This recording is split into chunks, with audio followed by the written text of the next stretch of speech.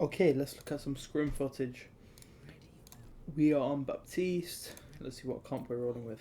Okay, so basic fundamentals of Baptiste will be balancing your healing with your damage output, and then after that it just becomes positioning and cooldown usage. So are you actually getting value out of your shift, especially out of your lamp? And are you standing in the right position? Are you putting yourself in a position where you can output that damage without putting yourself at too much risk? Because if we take a look at the enemy team, we can see they have a Soldier, they have a Widow. Two characters where it's really easy for them to headshot us if we're out in the open, especially if we jump up and then we're coming down. It's very predictable movement. So those are the key things to be looking out for. Positioning, cooldown usage, are we actually balancing damage and healing? So we have Sigma, it's actually, okay, so it's a mirror aside from the supports. So I think Juno is a bit of a mistake from the enemy team. Juno enables them to move quickly, to rotate, but that's not what their comp wants to do. Their comp wants to really, lock down essentially. So your comp, in short, allows you to break the shield quicker. So your focus here is going to be to break the shield, to apply pressure to the Sigma. And the, Soldier and Widow if you see them out of position.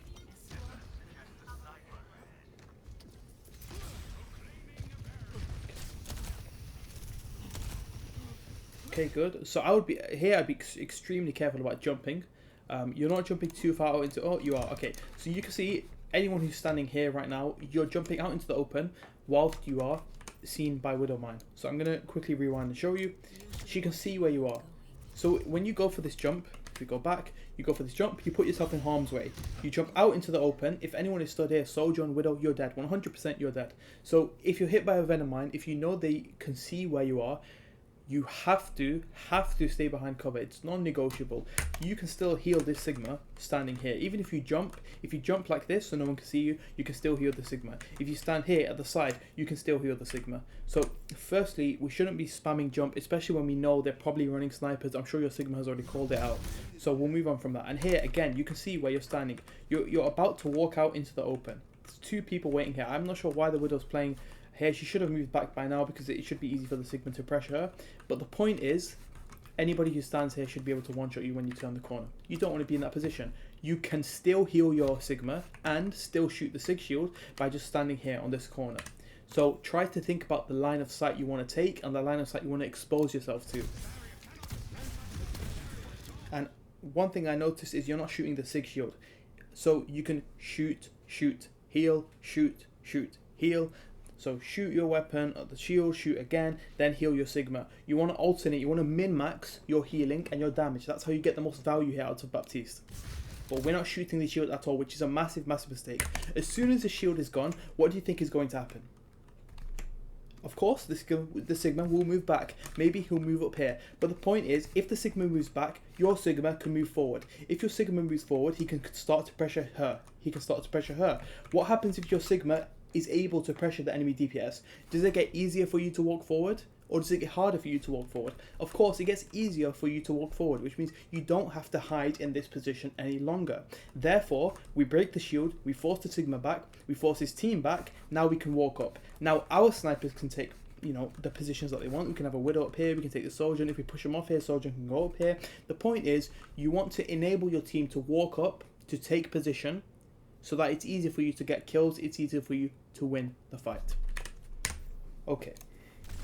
So can definitely be shooting the shield. We're a bit late with it, but good. But be very careful about swinging. Nice, there you go. Their Sigma just decides to troll the entire game. Be very careful. Very careful. Again, spamming jump in the open. I'd honestly, again, playing against snipers, I'd look to go from A to B to C. It's like from here A to B to C.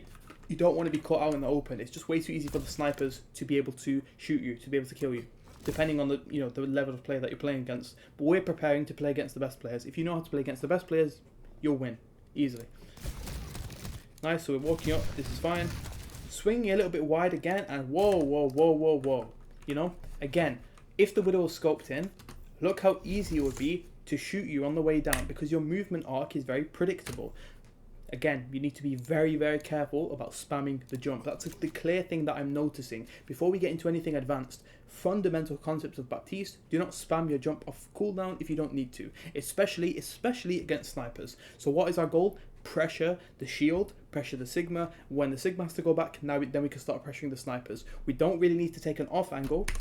I'm not telling you to angle anything like this at the moment, because it becomes easy for snipers to pressure you out. It becomes easy for Soldier to throw her E. If she throws her E, you have to move to the side, and then you're one shot, because the Widow can see you out of cover. This is fine, this is fine.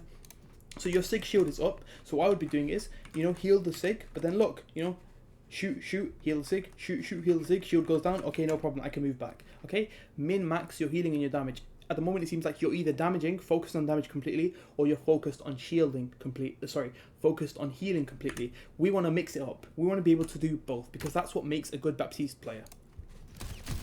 Nice, there we go. Don't need to go back.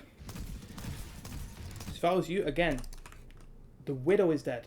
The Widow is the key, you know, player that we want to get rid of, because as soon as the Widow is dead, we have a little bit more room to walk up. So what I'd be doing is just having a peek, or even just trying to stand here, shoot the shield when they cannot see you, but you can shoot the shield. You're doing your job, right? So you are, in my opinion, backing off for absolutely no reason, when you can still hold a semi-aggro position where you can shoot the shield.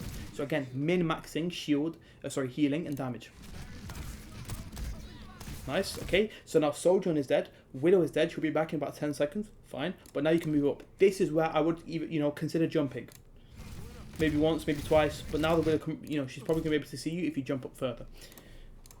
Okay, so here's where I feel like there's no need for us to walk up right here. Again, it's a little bit of a situation with our positioning. In my opinion, your only job right now is to get rid of the Sigma. There's no one, you know, pressuring these guys out is not really going to do you much good, because at the moment the Soldier's marking them anyway, which means they can't walk up and perma heal the Sigma. Just get rid of the Sigma, get rid of the shield. You don't need to be here to do that though. You can be somewhere like here, which gives you a nice angle. Anyone who runs onto payload, who tries to touch payload, you can see them, but it's going to be hard for them to damage you. And this is something I tell people to do in overtime situations as well. So I'm just going to quickly head to third point just to show you an example of this.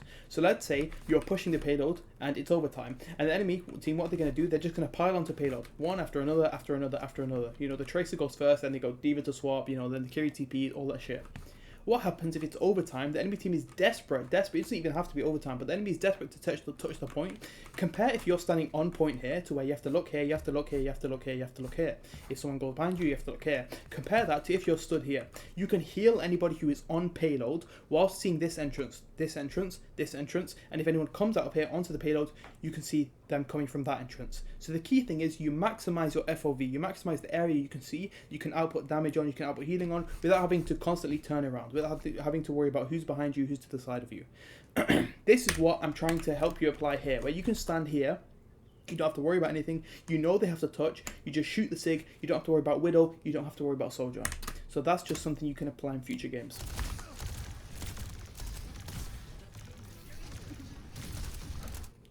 So now we can start looking at cooldown usage. You know, we've covered positioning a fair bit. We've covered balancing, healing, and damage. So we've covered the two key things about Baptiste. Let's finish by looking at our lamp usage. So I'm going to go through a look at your lamp usage, your shift usage, and your window, and then we'll wrap it up. Okay? So again, you know, we're caught out here, not really doing anything, and I feel like you end up lamping. You end up lamping because of the Sig, that's fine. But we know that if somebody is below half HP, what can we benefit from? If we shift, right? If we heal the Sig when he's below half HP, this means it does double the amount of healing. So here, you can just shift. You don't need to use your E. You don't need to use your lamp. And also, I feel like you're getting pressured a little bit into using your lamp because it's hard for you to heal. And why is it hard for you to heal? Because you're stood in the middle of a payload where the whole fucking fight, everything is happening in your face. Stand here. Everything becomes so much more simple. So let's continue. So I want to look at your lamp usage. I want to look at your E usage. Oh, okay. We have another lamp to look at. So your Sig is here. Okay. So I can tell just from how you're looking, you are desperate to lamp. But I want to ask you, what are you lamping? You know, your Sig, he's above half HP, 3 shots with your heal, and you'll heal him to full. His shield is still up. So what are you actually lamping, you know? If you're thinking, you know, the Sig might have ult soon, I might need lamp for that, cool. But that doesn't mean you should be looking in the corner to lamp early. There's nothing you need to lamp. Do not force yourself to try and get a corner lamp for the sake of it. So again, you know, come on, who the fuck is this lamp helping? You know? It's really good that you're trying to lamp a corner. That's great. But we don't need to lamp when our Sig is nearly full HP, where a few shots will heal him. And their Sig might have ult soon, so we should be thinking about that instead. Okay, so bad lamp, we know why, we know what we did well with the lamp, the positioning, but the timing of the lamp, there's no trigger, okay? There's nothing to trigger our lamp usage. So this is basically a green light for the enemy team if they want to push forward. If the Genji sees somebody low, he knows the Baptiste has wasted lamp, sorry. So this is now an opportunity for the Genji to kill someone on your team. This is fine. Again, you know, we're a bit wide. I'd maybe be thinking about standing here, maybe even standing here if you're worried about the Widow. Again, if you're worried, now the Sig is in the air, this is when I would use my shift. I would use my regenerative burst. Why? 1, because the Sig is in the air. It means it's hard for me to heal the Sigma. 2, the Sigma is below half HP. And what did we say before? Can you remember what I mentioned about your regenerative burst? If someone is below half HP, they get a boost in terms of the healing they receive. So again, we're not, you know, we use it whilst he's behind a wall, unlucky timing.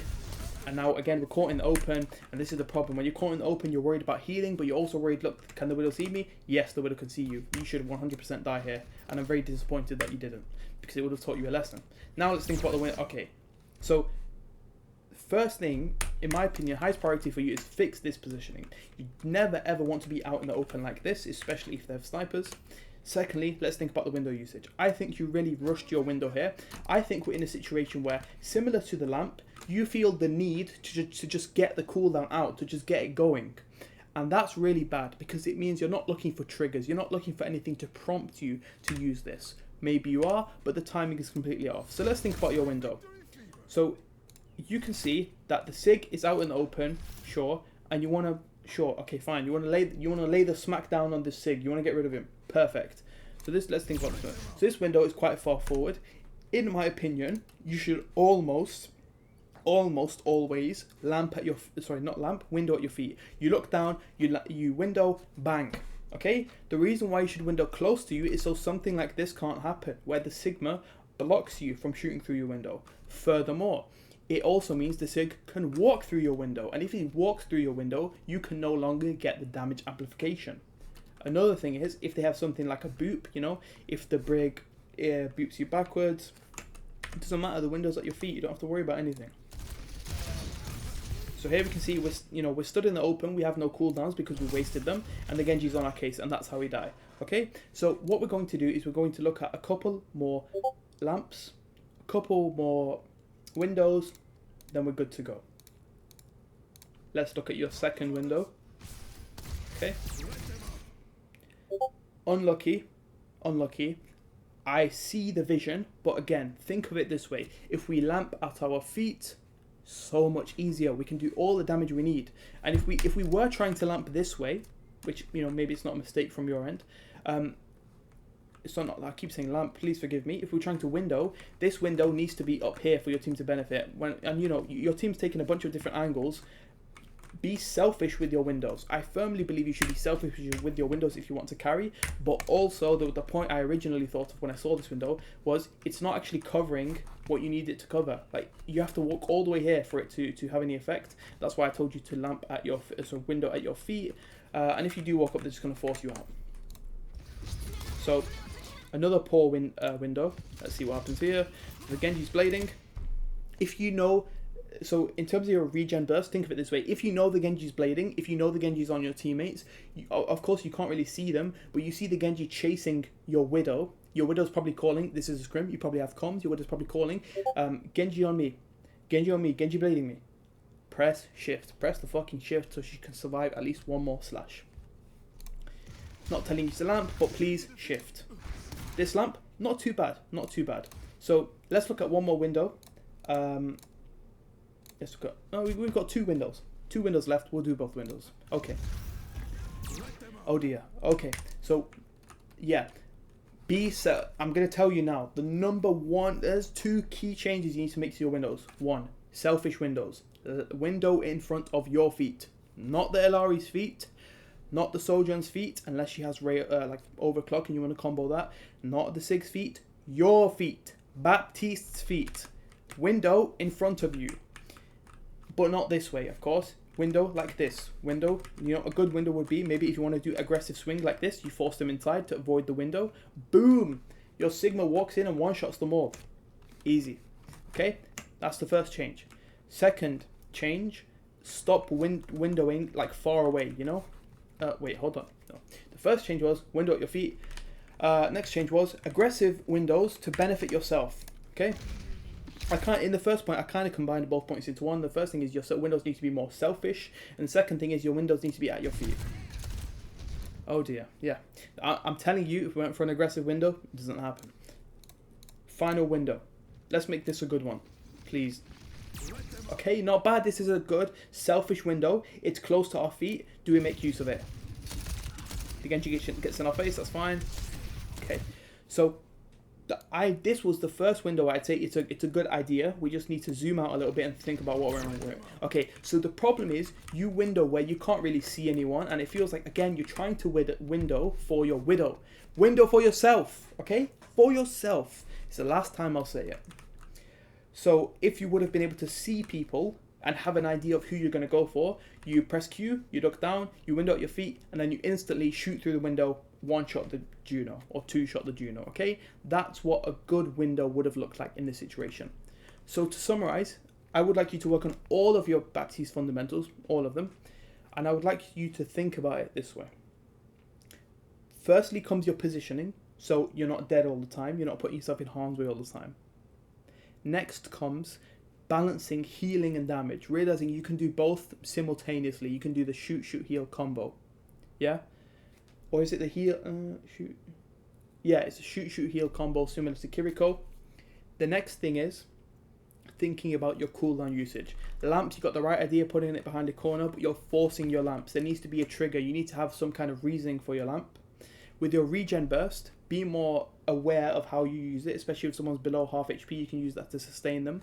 Another point with your positioning is think about where, positioning not in the middle of the fight. Because we were talking about, in between fights, you're in the open. When the fight starts, you're in the open. If the fight's actually going on, think about retreating to a high ground position, to an angle where you can see things, especially when you're pushing the payload to a checkpoint. And the last thing is windows, and I've said it a million times, window at your feet, and you need to have selfish windows. And this one taught us that when you do window like this, you need to have a target in mind. You need to be looking for someone. You can't just put it and expect your widow to, headshot 5 people. So those are the things that I would recommend you work on. If you have any questions, please tag me in the Discord thread where I've linked you this video. Thank you for submitting.